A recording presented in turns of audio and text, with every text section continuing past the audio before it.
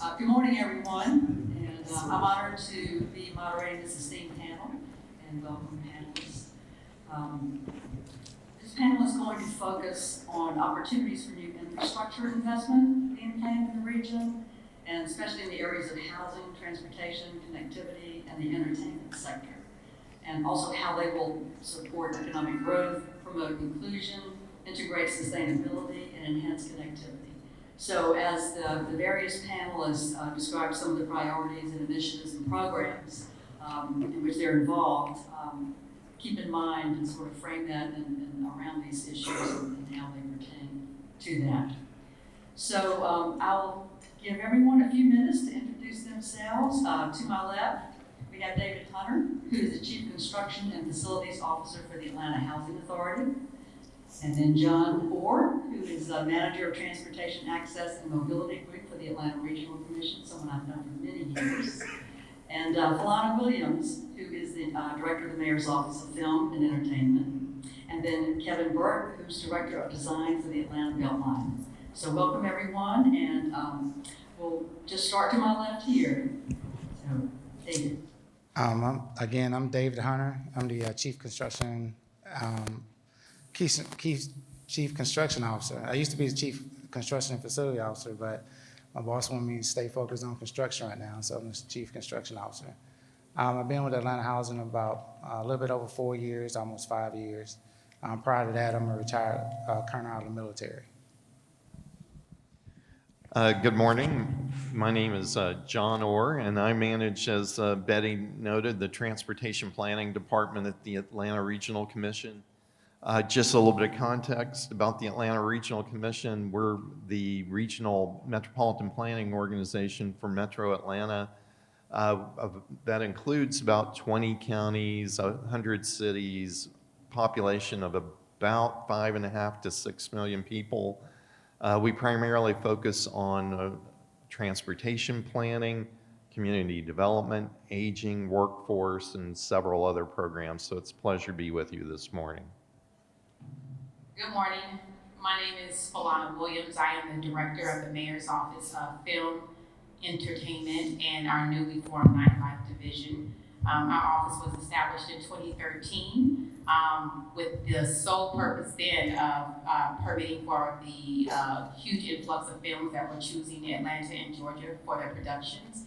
About 5 years ago, we expanded the office to be more of a well-rounded office, serving the entire Atlanta entertainment ecosystem, and now we work in the divisions of music, as well as film, fashion, gaming, tech, and sports marketing, and now nightlife. Mayor Dickens has expanded our office to include nightlife. Well, glad to be here.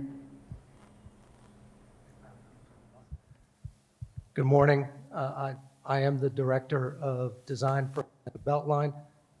I moved to Atlanta 13 and a half years ago after working on the Big Dig in Boston for 14 years. So as I like to say, I really enjoy short-term projects. I'll get into it a little bit more when I do a short PowerPoint.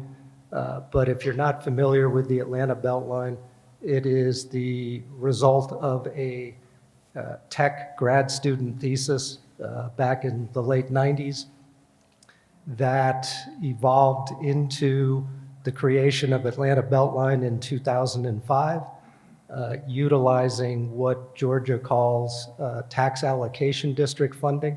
The rest of the country knows it better as tax increment financing.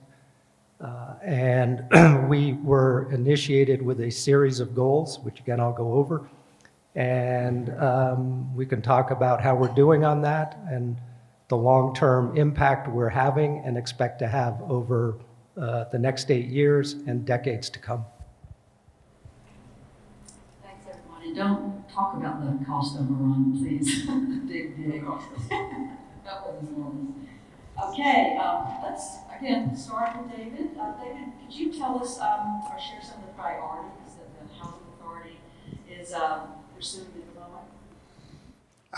From my stance, so the Housing Authority is pursuing different avenues or approach to do affordable housing. And that stems from just regular bricks and mortar to modular to containers to mobile sites. And so in order to do that, we need to make sure that we have proper infrastructure. And Atlanta Housing doesn't just build affordable housing just to put people in, but we try to build a community, which includes the commercial side. So we want to make sure that the proper infrastructure in for that commercial piece to ensure that there's, on the residential side, we don't have any spikes in the utilities. So what that means is bringing the infrastructure into that commercial side so that they can sustain themselves as opposed to being on the same grid as a residential. That's really key. Because as you know, in the summertime, you get a spike in your air conditioning bill if you're on residential on the same grid, or you may get a spike in your water bill. So we want to make sure that, on the commercial side, when we have a commercial flavor in there, they have the proper infrastructure to sustain themselves as opposed to, getting on the same grid as the residential. And, in relation to infrastructure, from our view, that's, looked at as, not looked at as high as the building, but it's technically the most important piece of the building, because without the infrastructure, the building will not function correctly. We see that in several cases when you bring the improper infrastructure to a building and it doesn't mesh with the external infrastructure that's surrounding you, like the city. So we partner with the we partner with the city to make sure that we have the same common operating picture of what's surrounding that, so we can nest with their infrastructure as well. So that's been a great partnership. And also, when you first start a job, one of the hardest things to get out the gate is the environmental piece. So we make sure that our infrastructure is environmental friendly as well. And, the foundation and the surrounding support elements meets those standards. David, with so many people, can y'all hear me? Thanks. Thank you. With so many people working from home now, there's a lot of commercial space that's vacant and will likely be for some time now. What discussions are y'all having around repurposing some of the commercial buildings into affordable housing? That's a great question. We just put an RFQ out for the Civic Center to get that developed. And, I'm happy to report that RFQ has been filled. So we're excited about that space there and turn that into commercial space. But keeping the history and aesthetics intact. The Civic Center has a vast, or touched a vast amount of people in the city of Atlanta. So we want to keep that history there, but at the same time, place some affordable housing there because we know that there's a high shortage of affordable housing. So we want to implement a program to ensure that affordable housing is nested with that commercial flavor, but at the same time, keep the history alive. Are there some really good funding opportunities with the infrastructure bill that you think would be able to support some of the programs that you're planning? From a development side, we can only support 80% of the AMI for the residents going in there. So, there still is a big gap for developers to fund that infrastructure piece. We do work with the city of Atlanta to try to fill some of those gaps, but there still, yet still are some gaps that need to be filled. So it's challenging. I'm not going to lie to you. It's challenging to get the rest of the funds for the infrastructure bill. So we look at, several type of innovative ways to try to fill that gap. But, sometimes it's very challenging. I understand. Thank you, David. So, John, the ARC is one of the most influential and respected planning organizations in the region, and it's kind of hard to focus on one area because y'all are all over the place in so many important and critical areas. But tell us a little bit about some of the transportation programs that will provide better connections and transit alternatives so we can maybe take some cars off the road. And I know it's a challenging environment for transit at the moment. The ridership is down. It has been since a pandemic. And costs have just gone sky high for capital projects. So could you touch a little bit on some of those challenges? Thank you, Betty. It is Metro Atlanta, we've been very fortunate over the past decade that we've been able to maintain a consistent regional plan and vision about collectively where our local governments and the state and federal partners want to take our region from a transportation standpoint. And above and beyond that, we've been very fortunate to have tax referendums that have passed to help implement that vision. I think you probably have to start first of all, and you're going to hear more about many of these programs later today, is that with the passage of the more MARTA tax referendum, you heard the mayor talk about the bond packages, infrastructure packages and stuff. But a key part of this is their regional plan foundation is expanding transit in the region. We are a region of close to 6 million people now, and ultimately we expect we're going to add a couple more million people in the coming decades. We cannot simply move all those people just in their cars. We have to have a good regional transit system, and a foundation of that is what will be happening, the transit expansion in the city of Atlanta. The other item that really should stress is that, Betty, is how critical it is, some of the roadway improvement programs that we've got in the region to address congestion bottlenecks and also expand the regional express lanes network in our region. We are looking very heavily as part of the state major mobility improvement program to reconstructing some of our most significant interstate interchange bottlenecks, specifically at I-285 and both of the I-20 interchanges east and west of town. And on top of that, developing what we think will be the nation's probably premier express lane network in the country. And that's very critical for us because ultimately transit service for many of our ex-urban communities, suburban communities, they don't have the density to support rail projects. So we are looking very heavily at bus rapid transit projects to serve those needs. And we can't do that without a regional express lanes network. One final point, Betty, I think that's very critical is that how important ultimately livability is and the relationship of that to transportation is that a foundation of our regional vision is ultimately creating livable communities within our region. Some of you may have heard before the term Livable Centers Initiative. It goes by the acronym LCI. And that is how we really do focus transportation investments to ultimately reduce trips within our town centers in the region, encourage the densities where we can have transit services supporting the growth patterns of our communities. And so obviously I know as we talk more today, there's going to be a lot of discussion on the Infrastructure Investment and Jobs Act and bipartisan infrastructure law. And those are primarily directed at livability and environmental programs. So it's an exciting time to be in our profession. Exciting, and it can also be frustrating because things are moving so slowly.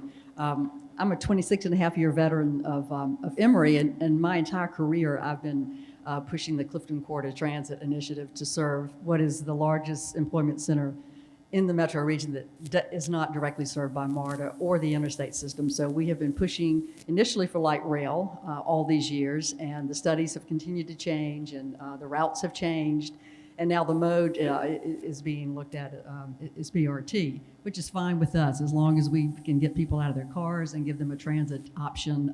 BRT has worked well all over the country and in other places in the world. So we're hoping more people can be educated about what BRT is and not just be turned off because it has the name bus in it, because it really is a transit. It's very similar to a streetcar, it just has tires.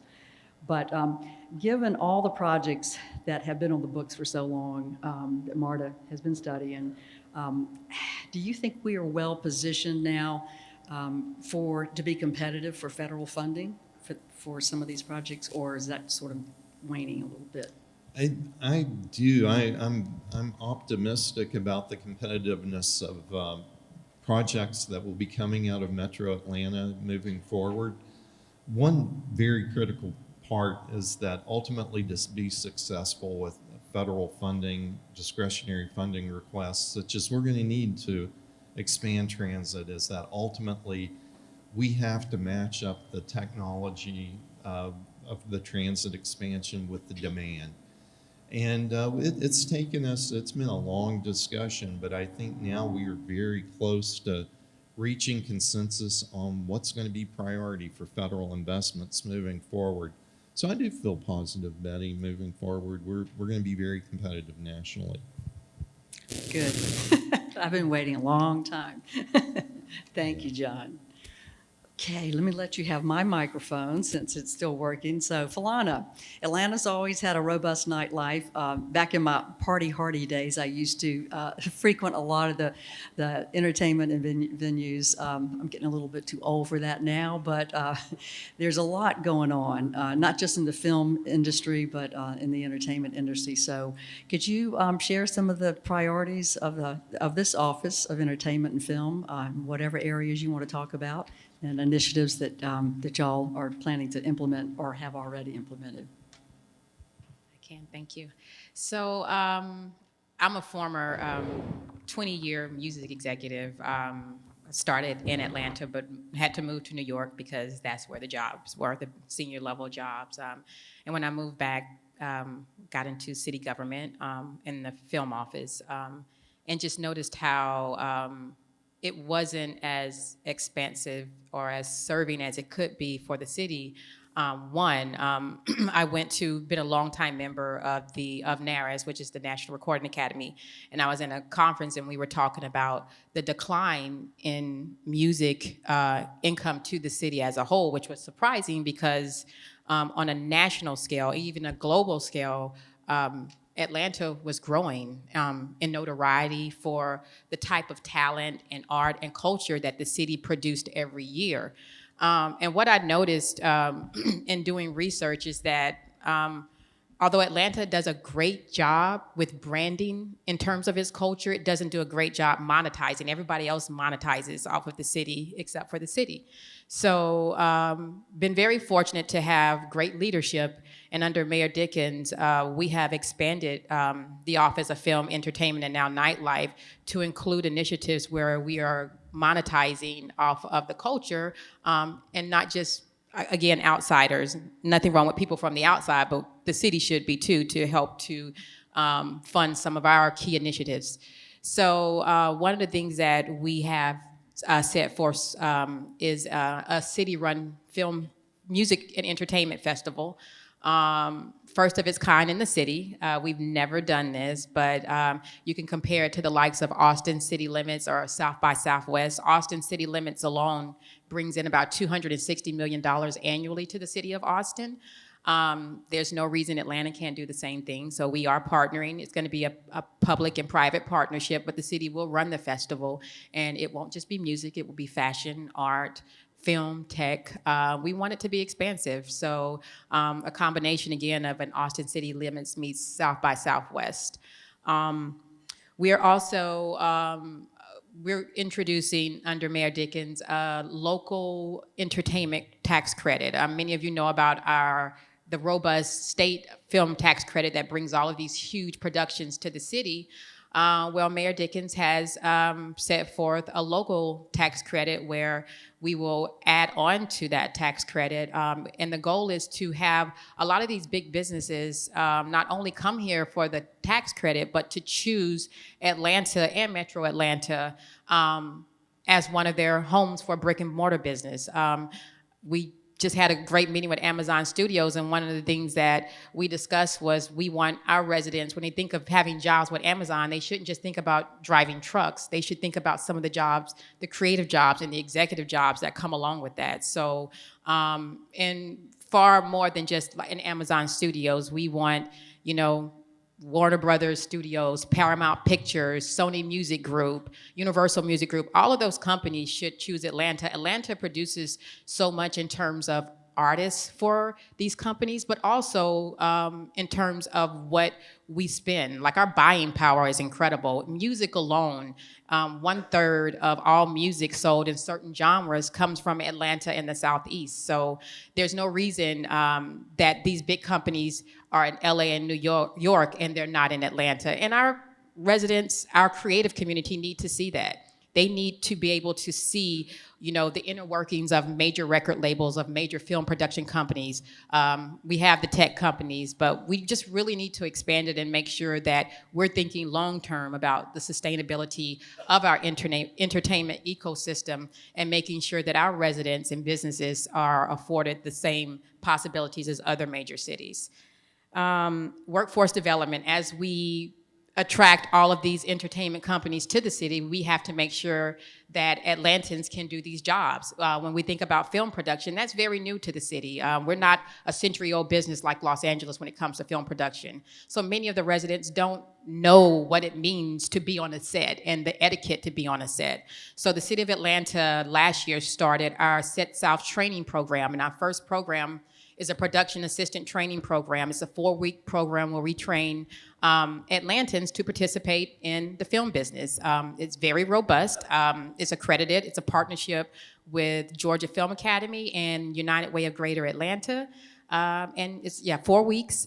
After the program, we help them for 2 years to get jobs in the production business and get them started. But we're very excited about that one. And next year we'll be introducing a music track, and soon after a fashion track, and after that a tech track. So very excited about that as well. And last but not least, our newly formed nightlife division. Our priorities, of course, is maintaining our robust nightlife. However, safety is a priority for the mayor and the city, so we want to have accountability with our entertainment establishments.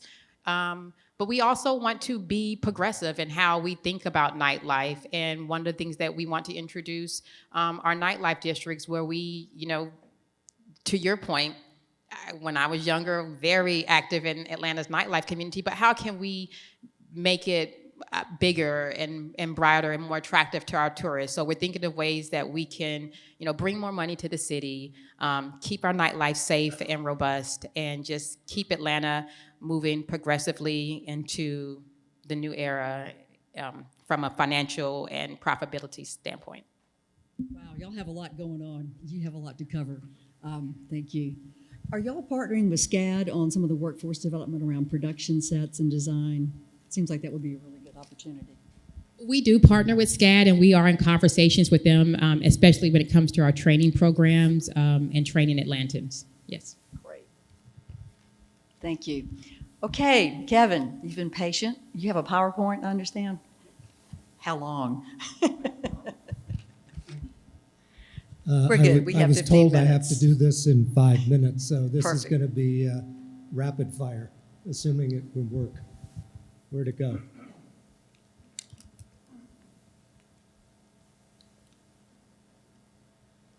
Okay, apparently I don't have a PowerPoint. And I can't help you with that. Do we have any tech support that can quickly get a PowerPoint up? It was there, now that I need it. There we go. Nope. No, that's not it. I can't see from here. It just looks like it changed. Okay, well, let's just move on. Okay. Well, you have a lot to talk about with the Beltline. That's another one of those projects that's been on the books for many, many years. So it's been interesting from an economic development standpoint. It's been huge. Oh, it's up now? I can't see. Is that it? Okay, go ahead. So one thing I want to stress is that this is not a singular project. It's not just multi-use trails. It's not just transit. There's a plethora of aspects to this project. And one of the ones I want to highlight on here is economic development. Implementing the TAD, the city, the county, and APS all deferred tax revenue once the TAD was implemented, with the goal, based on what you see here, that after 25 years, I think it's easy to state, there would be a significant windfall and taxes that then accrue to those three organizations. I have no idea how these metrics were established in 2005, but they are what we're gearing towards. And the goal of $10 billion in new economic development and value. We're 8 years to the end of the TAD, which sunsets by law in Q4 2030, and we are north of $8 billion today, which amounts to an ROI north of 10, and for a public-private project investment, that is an astounding return. We were, when I got here, to include transit as part of our project.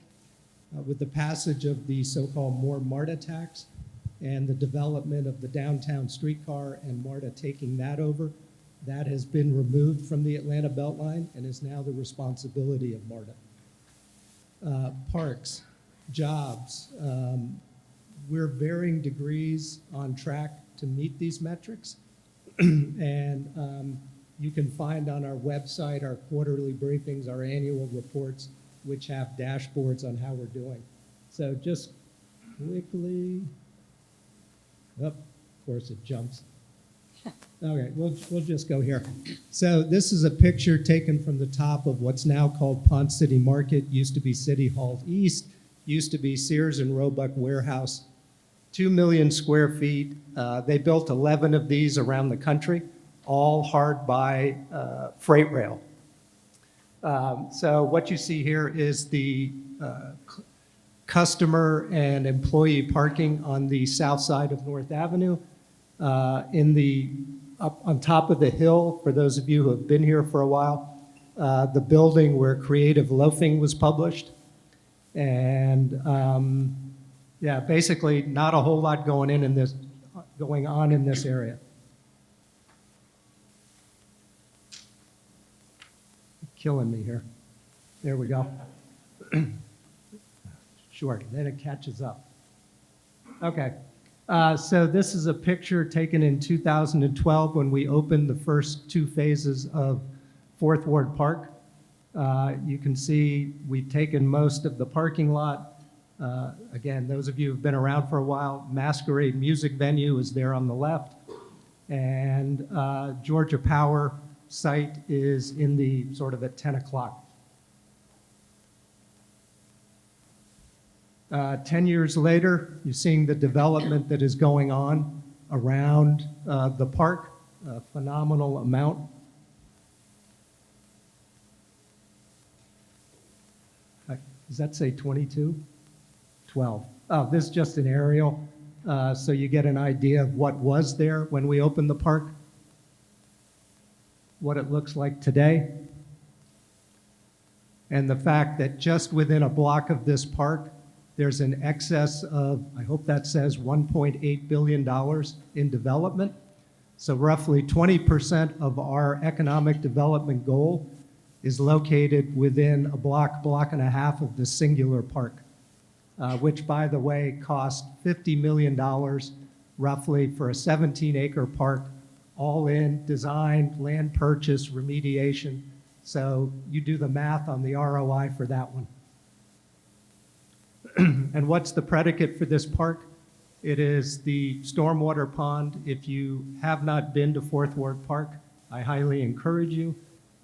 This also is looking at the recent building that went over, and I'm sorry, I'm never going to not be able to say this, Murder Kroger. And the purpose of the pond is that when Sears built their 2 million square feet starting in 1926, they built it at the nexus of 3 watersheds. And if you were here in the joyful days of September 2009, when we had a 500-year storm event, the parking lot and the freight loading docks for that building were one level below the street. So you can imagine what happened then. The pond was specifically designed to capture that stormwater. And as a result, once we opened that and could demonstrate to Jamestown that the pond was operating, they turned around and paid $26 million for 2 million square feet $13 million down, $1 million a year for 13 years, which may be second only to buying Manhattan as one of the great real estate steals in history.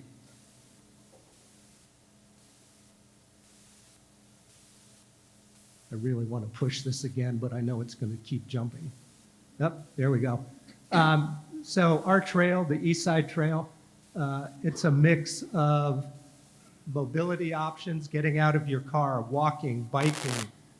In the last couple of years, electric scooters, electric bikes, you name it. When we opened the East Side Trail, the first thing we saw was the number of students from the Inman Park area going to Grady High School on bikes because they only had to cross a street at grade at the beginning at Irwin Street and at the end at 10th and Monroe. Parents didn't have to drive them. They didn't have to get on a bus. We have an arts and culture program. This is a mural back before this building redeveloped. It's now Bizzotti and Illuminarium and always been two urban licks for as long as I've been here. And in terms of sustainability, and we'll have other pictures, our native grass meadow, which acts as a pollinator habitat. Here's a better picture with my associate standing in a field of switchgrass. This is the future transit corridor, and this particular area is on the west side. The More MARTA program is about 4 decades out before transit is scheduled to be here. So in the interim, we're using the 22 miles as a corridor for, as I said, pollinators, mammals, anything that wants to hang out, and sustainable use of the corridor. Just another picture with some native grasses. Pittsburgh Yards, the Ann E. Casey. If I probably get this wrong. I believe she was the mother of the founder of UPS. He set up a foundation in her honor. They have a 22-acre site in the Pittsburgh neighborhood. They just recently renovated one of the buildings as an entrepreneur incubator. And we just opened this section of our South Side Trail about a year ago. And it's connectivity to allow people, again, not to have to get in a car to get to jobs. I wish I could see what that says. Oh, that's my ROI, okay. Yep, and then that's it. Thank you, Kevin. I know according to my watch, we have about, excuse me, maybe 5 minutes, 6 minutes left. So, I know we're supposed to end at 9:30, not 9:15. We have lots of time. So I get to ask you a question. No doubt the Beltline has been just a huge boom for economic development and transforming a lot of neighborhoods that have been long neglected over the years. But with that has come challenges as far as legacy residents who can no longer afford to live there. Properties have just gone sky high. So it's a real challenge, and I know y'all are working as much as you can on that, balancing the whole economic development piece at the same time. Can you talk a little bit about how you all are trying to mitigate some of those residual effects, I guess, of the huge growth on the Beltline? Absolutely. There's no doubt that you have somewhat diametrically opposed goals, which is economic development and affordable housing and maintaining, as Betty said, legacy residents. Those two are pretty much in opposition. When we built the West Side Trail, that was the first investment in that section of town in the Southwest, totaling over $40 million that had been made in 3 or 4 decades. I was the project manager for construction of that trail and had an opportunity to meet a woman who lived right at the corner of our trail and MLK Junior Drive. She had lived in that house since 1955. I believe she had been a teacher. I have no idea what her income was, but what really struck me was, how long she had been in the same house. You just don't see that much anymore. But also the impact of what we were doing, and it's not unique to the Beltline. This is happening all over the city of Atlanta, and it's not new. This has been happening for decades. But the fact that she has a finite amount of income and we come along and her property becomes more valuable, the taxes go up. And how does she account for that? And in some cases, people have elected to move. In other cases, it's a strain. They want to stay in the community. She actually ended up passing away, I think, at 103. And could we have done better? Absolutely. It was identified early on that this project would have an impact. There have been various attempts to mitigate the tax increasing, freezing taxes. We've had, working with the Federal Home Loan Bank,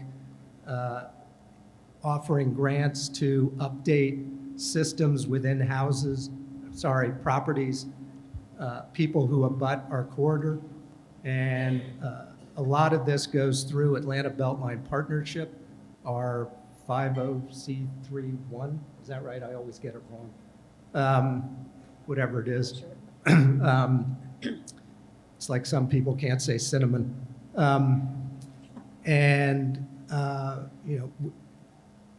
We're trying to do the best we can. We're on track now after having a little problem during the recession of reaching our goal of 5,600 affordable housing units. That obviously doesn't replace people being able to stay in their home.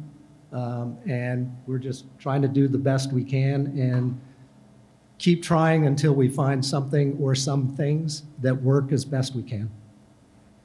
And it is an issue with most cities now that are booming like Atlanta is. It's a difficult and challenging issue to resolve. And I mean, it's like with successes come these really serious issues. So we appreciate what you're doing to try to mitigate that. And then the good news is the streetcar extension is underway, and that's supposed to be finished, I think, in 2024, connecting into the Ponce City market area, which will increase I think it might start in 24. Oh, sorry. Revenue service is now not expected until 2029 to Ponce City. Oh, I thought it was 2024. So I'm sorry, I was being overly optimistic, but that'll be great, and that will reinvigorate, hopefully, the ridership on the streetcar. And so good luck. Hopefully, that'll speed up. So I guess I'd like to just have each of you maybe mention one issue, if it might be a little difficult just to focus on one, but what do you see as the major challenge facing, let's say, the housing authority at the moment? That if you can focus on one issue, what would that be? Just one? Oh, go ahead. No, It's hard. I'm being facetious. From my standpoint, it's really what I talked about before is that gap. How do we fill that gap? What new ways that we can fill that gap as far as developers filling that gap is for the infrastructure piece. Atlanta Housing has worked diligently to look at different avenues or approach to nest those three areas together, and in doing that, to be particular about how we do it, to make sure we follow the guidelines that are in place, and to educate along the way, because some people just don't know how Atlanta Housing moves in the way of financing some of these opportunities. So we try to educate along with filling those gaps that comes up on the infrastructure side. and then, to look at futuristic ways of separating the two of residential and commercial. And that's, for us, is vital because we try to build communities, not just housing, because we have families there. So we try to build communities along the way. So that's one of the biggest things, is just how do we fill that gap? Thank you, and it is a challenge.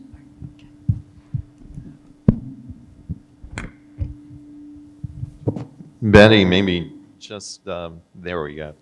Is maybe just two quick items, because I know we're about out of time, is that I think the biggest item that we've not paid as much attention to in the past that we are all going to have to pay attention to moving forward is going to be around energy.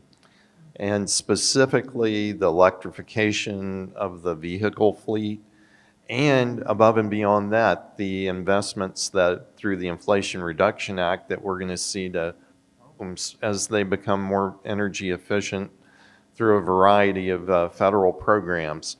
So energy is absolutely, I think, going to be a huge, huge challenge for all of us moving forward. Where are we going to get enough vehicle charging stations?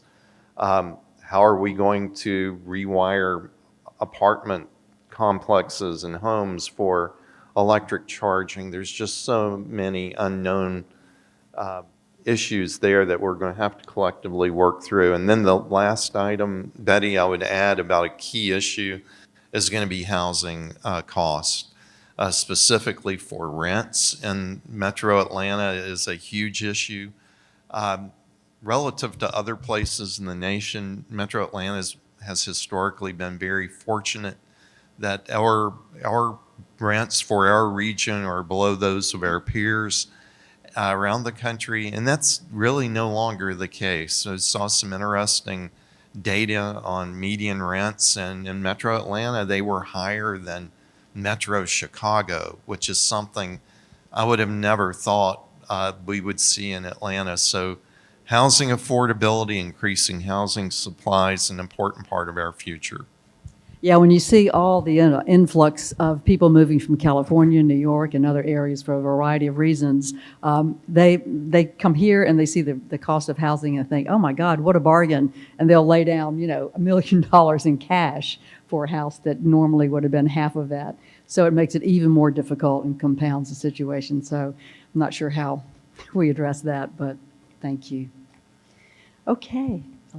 Well, I don't have the issues that my counterparts have in that sense, but I would say that for us it would be time, because as everyone has stated, it's not if, it's when. It's happening now. And so it takes a while. When I think about some of the programs that we are producing, it takes a while. South by Southwest started as a small festival in Austin, Texas. I mean, this is Atlanta, and I do know that with our strong partnerships, we will get it off the ground, but we want to do our part to help mitigate some of the issues that the city has in terms of affordable housing and homelessness and youth programs. So just having the time to do it before, all of this, I mean, it's going to keep happening, but at some point, It's all we'll those run out of Hollywood time. folks coming here that are Absolutely. driving the cost up. But that's good, too. We need that. Our biggest immediate issue right now is inflation and commodity prices as it affects our construction. We have a request for proposal out on the street to build a South Side Trail section from Boulevard to Glenwood Avenue. And in roughly a month, we should know whether that project is in budget or not. And that will, we believe, unless something radically changes, start to cascade as we look to build across the northern arc. I will say, looking at data from the St. Louis Federal Reserve, that lumber prices appear to be reverting towards the pre-pandemic mean. Structural steel, steel rebar, headed in the same direction, not there yet. So hopefully that's a good sign. Doesn't mean it can't turn around at a moment's notice, but that's what we're most interested in at the moment. We have, according to this timer down here, 5 minutes. Ken, does that sound right? Or would you rather us wrap up and have a little extra time in between panels?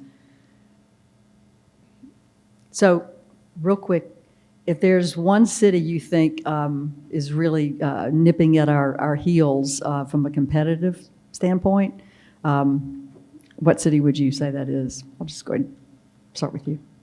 I wish I could remember who said this, but I don't look who's behind us nipping at our heels. I'm just looking forward.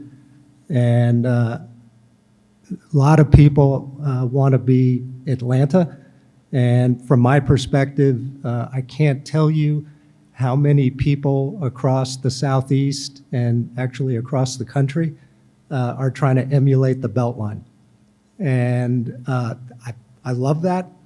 The Beltline is successful, and I hope will continue to be successful because it falls within very unique parameters that can't be taken as a cookie cutter and just moved. The ideas, I think, are transferable, but it takes a lot of work to try and replicate this. Well, I agree with Kevin, but I would say Nashville. Yep, Nashville is hopping. Too wild for me. My party days, again, would have been great years ago to live in Nashville. Well, I'll just keep it simple and say Nashville as well, and many of our neighbors are doing great. Yeah. I'm kind of biased. I don't think nobody's at our heels, but if I did have to say one, I would also say Nashville. Wow, that's interesting. Nashville, watch out. Well, none of them have a Hartsville International Airport, so that's a huge, huge benefit that I don't see that changing anytime soon, anybody catching up with that. So we're very, very blessed to have that serving us and bringing all these folks from all over the world. So any parting comments that any of our panelists would like to leave the audience with before we close? If not, no? If not, would like to give a round of applause to our wonderful panel here.